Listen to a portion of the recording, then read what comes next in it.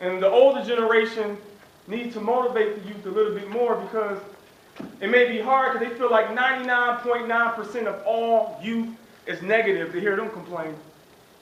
It's unchangeable. They don't want to have nothing to do with the youth. They're so immature, so their future don't exist.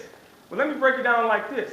An older wise man told me that maybe if the younger generation is failing, it's probably because we're failing them as an older generation. And as far as immaturity, don't put that off on the youth because I know some old dogs where you can't teach them new tricks. So marinate on that and let me break this down real quick. Rebellion. You hear that a lot. The youth is so rebellious. Why are they so rebellious? For one, the youth been rebellious for years. And I don't think the youth is always rebellious in a negative fashion.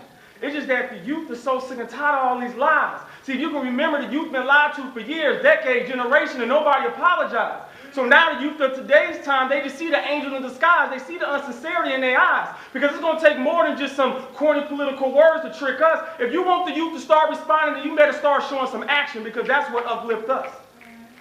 But there is negative youth. I will admit that. But all youth is not negative. We need positive youth to motivate negative youth.